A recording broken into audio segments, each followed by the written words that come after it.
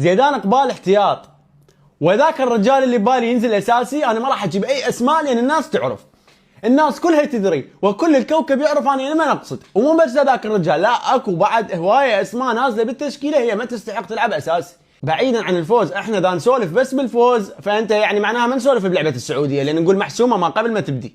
يعني هذا الشوط اللي قدمناه امام اندونيسيا اذا مقدمين امام السعوديه، فالسعوديه طالع علينا 3-0. نحكي واقع باوع، لا تقول لي انت تسقط بالمنتشر سقط. غير انا عراقي منين؟ انا مصري بنغلاديشي. بس الكوكب كله من شاف الشوط الاول والعفن الكروي اللي شفناه بالشوط الاول، اللي شفنا بس منتخب اندونيسيا هو اللي ضاغط علينا. انا حسيت المباراه بارض اندونيسيا. احنا كل مره بدنا نبدل مدرب ونقول الخلل بالمدرب. لما نجيب مدرب جديد، المدرب ينزل نفس الاسماء العطل اللي احنا نحكي عليها صار لنا 4 سنين.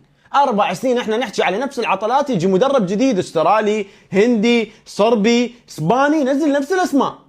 الموضوع بنظري اني هذا مو موضوع مدرب، هاي الاسماء يعني معقوله هي مطروحه وثابته، والناس يعني المدرب ده يجي يقول له تبع انت تنزل هاي الاسماء تاخذ راتبك وتروح.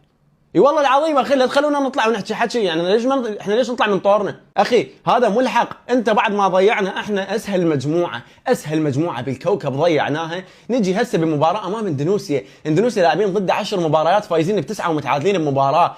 امام اندونيسيا احنا ننتصر بطلعان الروح، ننتصر بسبب انه مقعد افضل اللاعبين احتياط، تنزلهم دقيقه 60 وتنزل لي العطلات اللاعبين العاطلين الاساسيين بدايه المباراه، وما اريد اذكر اي اسم اني. ولا تقول لي انت لا تطلع تحكي وهذا وقت ويا وقت حساس. خلف الله على زيدان اقبال بلقطه مهاريه، لان هو لاعب متاسس صح، هو اللي جاب لنا الفوز. يعني لو ما هاي اللقطه اللي طلع بها زيدان اقبال احنا طالعين بتعادل سلبي. اللي نطلع نحكي بعد كافي نسكت. الموضوع مو مال سكته، هوايه منتخبات تعبانه تاهلت لكاس العالم. احنا منتخب كل فتره نجيب مدرب محترف، احنا نجيب مدرب اجنبي. الخلل مو بالمدرب، الخلل بالاداره كلها، الخلل بالوضع. هذا مو خلل المدرب عزيزي. هاي الاسماء اللي جاي تلعب هاي مو مساله مدرب. شرفك جايب لي لاعب عاطل صار له 7000 سنه ما جاي للمنتخب، واصلا ناسيه احنا عبالنا مات.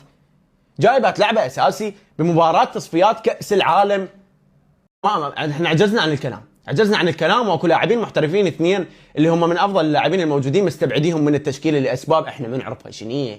فيا عزيزي انا ما اريد اطول بالكلام. مبروك 3 نقاط جدا مهمه للمنتخب العراقي، ونتمنى التعادل او الانتصار امام السعوديه حتى نتاهل لكاس العالم. نتاهل لازم احنا بالطرق الملتويه، لازم نتاهل لكاس العالم بالطرق الملتويه.